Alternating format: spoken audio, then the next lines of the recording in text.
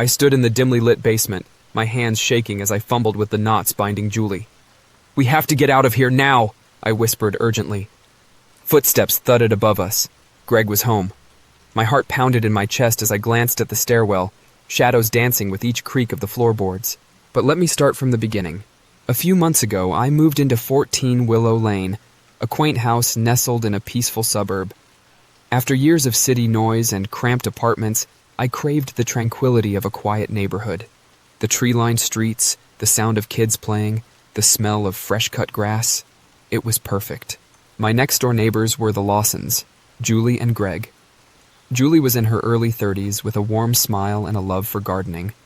Almost every morning she'd be out tending to her roses, waving hello as I fetched my mail. Greg, on the other hand, was more reserved. Tall and stoic, he'd give a brief nod before disappearing into his car for work. One night, around 2 a.m., a blood-curdling scream jolted me awake. It was so piercing that it sent chills down my spine. I sat up in bed, heart racing, and strained to hear anything else. Silence. Maybe I was dreaming?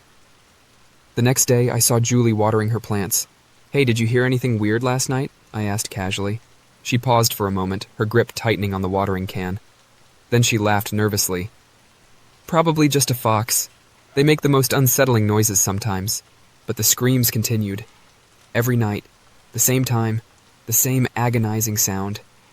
Sleep became elusive. Dark circles formed under my eyes as I anxiously awaited the nightly terror. Something wasn't right. I started noticing Greg making odd changes to their house. He was installing heavy-duty locks on all the doors and windows, even adding security bars. It was like he was fortifying a castle. One afternoon, I caught him hammering a massive lock onto the basement door. "Hey, Greg, everything okay?" I ventured. He didn't look up. "Just taking precautions," he muttered before heading inside. Concerned, I approached Julie the next day. "Is everything all right with Greg? I noticed all the new locks." She offered a tight smile, but her eyes looked distant. "He's just being cautious. You know how it is." But I didn't know. And the more I observed, the stranger things became. Greg started avoiding me altogether. If we happened to step outside at the same time, he'd quickly turn away, pulling his hat down to avoid eye contact. One evening, as the sun dipped below the horizon, I saw Greg dragging a large wrapped object into the basement. It looked heavy, and he struggled with its weight. My mind raced with possibilities, each more disturbing than the last. I began keeping a journal, noting every odd occurrence. The screams, the locks, Greg's erratic behavior. It all painted a chilling picture. Then, Julie vanished. Her once vibrant garden wilted from neglect. Days turned into a week, and there was no sign of her. Panic gnawed at me. I knocked on their door, and after a long pause, Greg answered. His eyes were bloodshot, stubble shadowed his jaw. "Is Julie around? I haven't seen her lately," I asked, trying to sound casual. "She's visiting family," he replied curtly and shut the door before I could say another word. The following morning, I noticed a dark, sticky stain on their driveway. It looked alarmingly like dried blood. That was the final straw. I called the police, voicing my concerns. They sent an officer who gave a cursory glance and dismissed it as oil from a car. "Without concrete evidence of a crime, there's nothing we can do," he said. Frustration and fear consumed me. I started watching their house more intently. Late at night, I saw shadows flickering behind the curtains and a faint light emanating from the basement. Muffled cries seeped through the walls, more desperate than before. I couldn't stand by any longer. One night, armed with a flashlight and more courage than sense, I decided to investigate. I snuck into their backyard, the cool night air doing little to calm my nerves. The basement door was locked, but a crowbar from my garage did the trick. The door creaked loudly, and I froze, listening for any sign that I'd been caught. Inside, the basement was cluttered. Old furniture, dusty boxes, and tools were scattered everywhere. The musty smell was overpowering. In the corner, a heavy door secured with multiple padlocks caught my eye. From behind it, I heard faint whimpers. Using tools I found nearby, I broke the locks one by one. Each snap echoed in the silence, amplifying my anxiety. I swung the door open to reveal Julie, pale and terrified. Her wrists were raw from ropes, her eyes wide with fear. "Please help me," she gasped, her voice barely audible. The walls were plastered with photos of her, candid shots from inside their home, the garden, even through windows. They felt invasive and obsessive. As I hurriedly untied her, she whispered, "Greg's lost it. He's been holding me captive. controlling everything. My mind reeled. How could this have been happening right next door? Suddenly, the sound of the basement door opening made us both freeze. Heavy footsteps descended the stairs. Greg was back. "Hide!" I mouthed, pulling Julie behind a large cabinet. We pressed ourselves against the wall, trying to steady our breathing. Greg's muttering grew louder as he entered the room. "You can't hide from me, Julie. You know I always find you." He noticed the broken locks and let out a furious roar. "Who's here? Show yourself!" Adrenaline surged through me. This was our chance. Grabbing Julie's hand, we slipped out from our hiding spot and darted up the stairs. Greg's footsteps thundered behind us. We burst out of the house, sprinting across the lawn to my place. Once inside, I locked the door, every bolt and chain engaged. Julie collapsed onto the couch, sobbing. I dialed 911, my voice shaking as I explained everything. The operator assured me help was on the way. The police arrived swiftly, but when they searched the Lawson house, Greg was nowhere to be found. They discovered the basement room, the ropes, the disturbing photos, validating our story. That night, Julie told me everything. After they moved to Willow Lane, Greg became increasingly paranoid.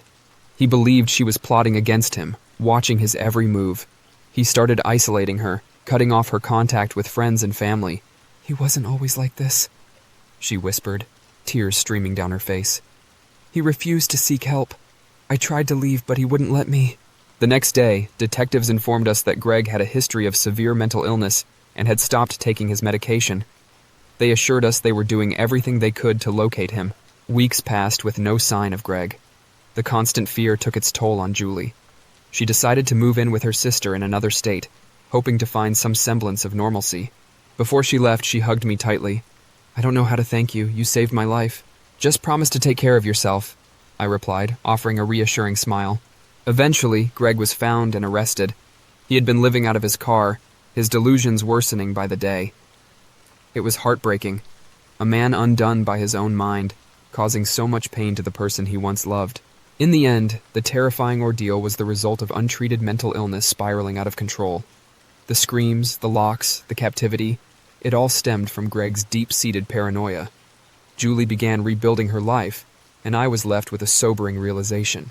Sometimes, the quietest streets hold the darkest secrets. And sometimes, being a good neighbor means trusting your instincts, even when others dismiss your concerns. As for me, I still live at 14 Willow Lane. The neighborhood seems the same on the surface, but I know better now. I've learned to look beyond the picket fences and manicured lawns, because you never truly know what's happening behind closed doors. I'm huddled in my closet, every muscle tense, trying to silence my ragged breaths. The whispers are closer now, circling just beyond the door. Shadows dance under the crack, shifting in ways that defy logic. How did my life unravel into this nightmare? Just 3 months ago, everything was normal. It all began when the Johnsons moved into the house next door. They seemed like the perfect family. Mark and Emily, both warm and friendly, with their 9-year-old twin daughters, Chloe and Zoe. From the moment they arrived, they brought a burst of life to our quiet street. At their housewarming party, Mark manned the grill, flipping burgers with a grin, while Emily introduced me to their girls. Chloe eagerly showed me her sketchbook filled with colorful drawings of animals and fantastical creatures. Zoe, a bit more reserved, offered a shy smile that hinted at a mischievous spirit. Over the following weeks, we became good neighbors. We'd exchange waves from our yards, chat about the weather, and they invited me over for dinner a couple of times. Their home was always filled with laughter and the aroma of Emily's delicious cooking. Everything seemed perfect. But then, things started to change. I noticed the twins weren't playing outside anymore. The cheerful sounds that once spilled from their open windows were replaced by an unsettling silence. Their curtains remained drawn at all hours. It was as if the house itself had fallen asleep. One night, as I was drifting off, I heard muffled sobs coming from their direction. It was faint, almost like the wind was carrying the sound. I told myself it was just my imagination, but the sobbing continued night after night. A few days later, I bumped into Emily at the grocery store. She looked worn out, dark circles under her eyes, her usually neat hair in disarray. When I asked if everything was okay, she mumbled something about sleepless nights and hurried away before I could press further. Mark began to avoid me too. Gone were the friendly waves and casual chats over the fence. If he saw me stepping outside, he'd quickly turn and disappear into the house. The whole family seemed to be retreating from the world. Late one evening, I glanced out my window and saw Mark in their backyard, digging under the dim glow of the porch light. It struck me as odd. Gardening at this hour? But I shrugged it off, convincing myself he was just tending to something urgent. Then the noises began. Scratching sounds like nails dragging across a chalkboard echoed from their house at odd hours. It sent chills down my spine. I couldn't shake the feeling that something was terribly wrong. Determined to check on them, I knocked on their door the next day. No answer. The house felt eerily still, devoid of the warmth it once had. As I walked back, I spotted a small notebook lying on the sidewalk. Picking it up, I saw Chloe's name scrawled on the cover. Curiosity got the better of me, and I flipped it open. Instead of the cheerful drawings she'd once shown me, the pages were filled with dark, twisted images. Shadowy figures loomed over indistinct shapes. Faces were scribbled out, eyes scratched over with heavy strokes. On one page, the words, "They're here," were written over and over, the letters growing more frantic with each repetition. A sense of dread settled in my stomach. I tried calling their house, but the number was disconnected. Panic gnawed at me. That night, restless and unable to sleep, I heard whispers outside my window. Peering through the blinds, I saw Chloe and Zoe standing in my yard, their faces pale in the moonlight, eyes fixed directly on me. I rushed outside, calling their names, but they were gone. Only the rustling of leaves and the cool night air greeted me. It didn't make any sense. The next day, I asked around the neighborhood if anyone had seen the Johnsons lately. To my surprise, most of them hadn't even met the family.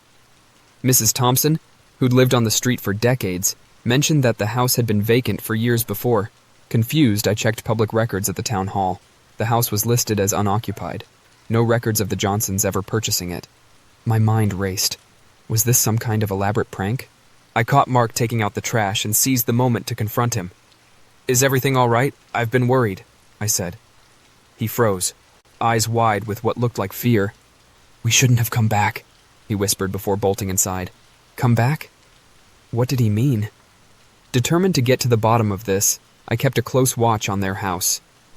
That evening, lights flickered behind their curtains, shadows moving erratically as if there was a struggle.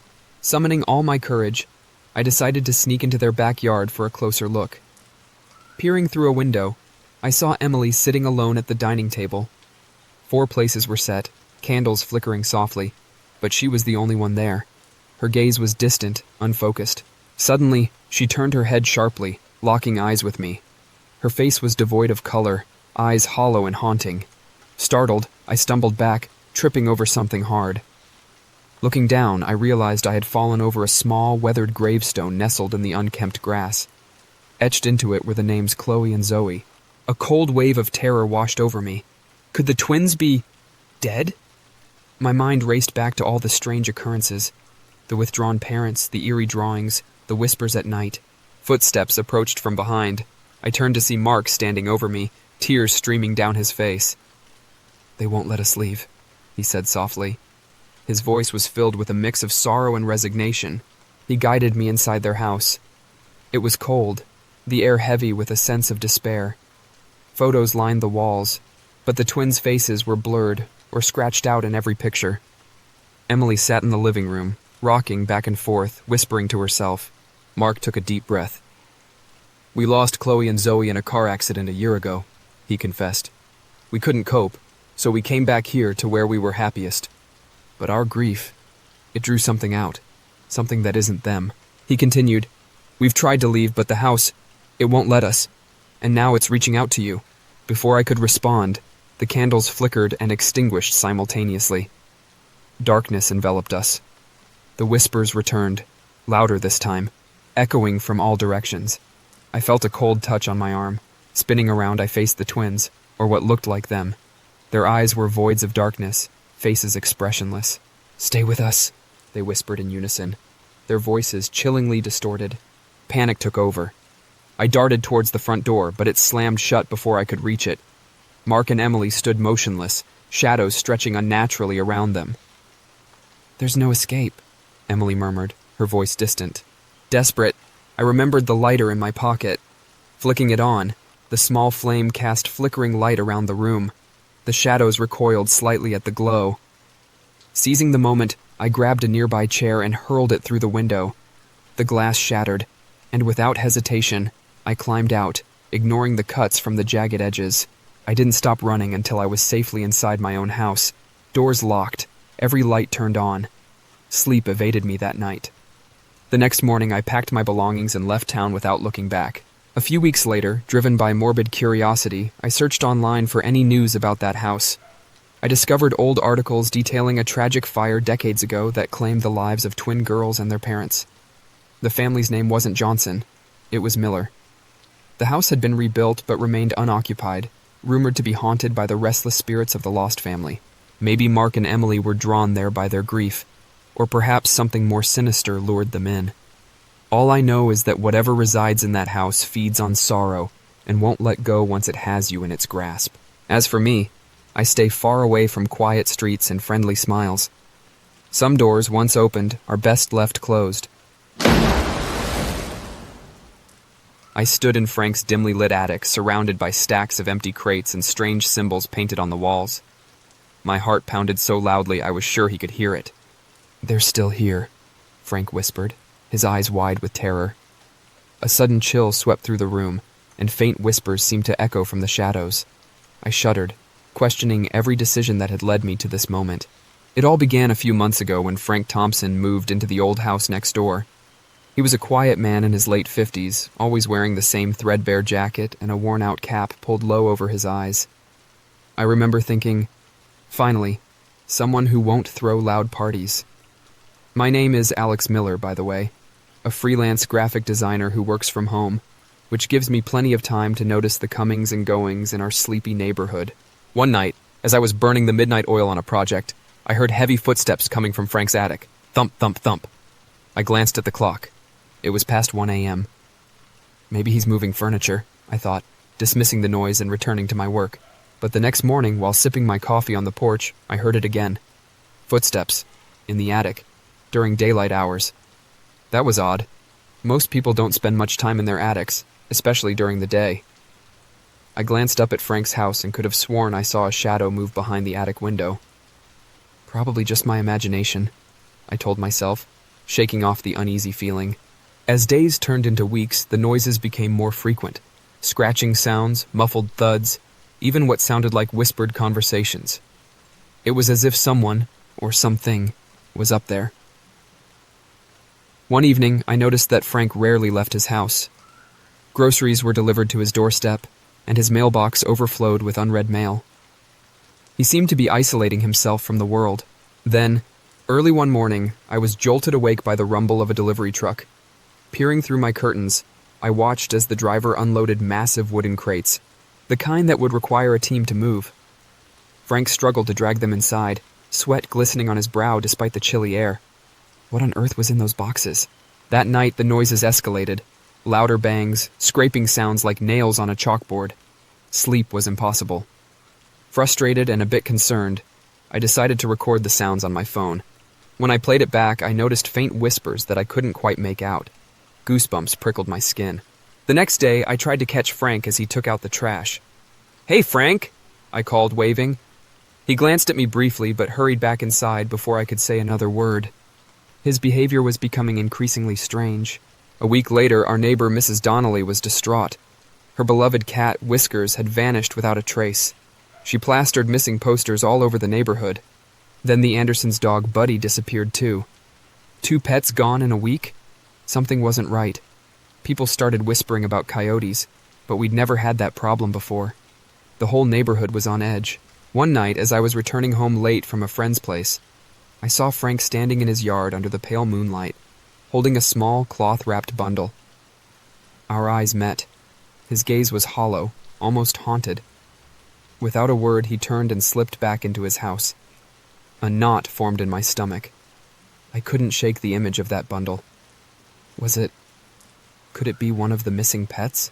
Fueled by a mix of fear and curiosity, I decided to investigate. Under the cover of darkness, I snuck into his backyard, careful to avoid the creaky gate. Peering through his kitchen window, I saw a journal open on the table and strange symbols drawn on the walls, similar to the ones I'd seen in the attic. I squinted to read the journal. I can't keep them quiet anymore. They're getting restless. My blood ran cold. Who were they? And what was he trying to keep quiet? The next morning, adrenaline still pumping, I marched over and knocked on his door. Enough was enough. Frank opened the door slowly. He looked worse than before. Disheveled hair, bloodshot eyes, a pallor that suggested he hadn't seen sunlight in days. "We need to talk," I said firmly, trying to mask the tremor in my voice. "About the noises and the missing pets." He stared at me for what felt like an eternity before letting out a deep sigh. "I tried to keep it under control," he mumbled. "But it's too late now." Before I could respond, he stepped aside, gesturing for me to enter. Every instinct screamed at me to turn and run, but curiosity, or perhaps foolishness, propelled me forward. The inside of his house was a cluttered maze, papers strewn everywhere, shelves lined with odd artifacts that looked ancient and possibly ritualistic. A strange, unidentifiable smell hung in the air. He led me toward a narrow staircase I'd never noticed before. "They're upstairs," he said, his voice barely above a whisper. Each word weighed heavy with dread. As we ascended, the air grew colder. My breath formed faint clouds in front of me. It didn't make sense. It was the middle of summer. At the attic door, Frank hesitated. "I need you to see," he whispered, handing me an old rusty key. My hand shook as I inserted the key into the lock. It clicked loudly, echoing in the oppressive silence. I pushed the door open to reveal the attic, the same one I'd been hearing noises from for weeks. The room was even more unsettling up close. Crates were stacked haphazardly, and the strange symbols I'd seen earlier were painted on every surface. Candles had burned down to stubs, wax dripping onto the wooden floorboards. In the center stood a single wooden chair facing the window. Frank slumped into it, his eyes fixed on something unseen in the distance. "They made me do it," he murmured. "I had no choice. They needed to be fed." A cold dread washed over me. "Who needed to be fed, Frank?" I asked cautiously. He didn't answer. Instead, he began to rock gently, his gaze never leaving the window. Gathering what little courage I had left, I approached one of the crates. I had to know what was inside. I pried it open, bracing myself for the worst. But it was empty. Completely empty. Confused, I turned to check another crate. Also empty. Then, a whisper brushed past my ear. "Help us," it said. I spun around, heart racing, but no one was there. "Frank, what's happening?" I demanded, my voice rising in panic.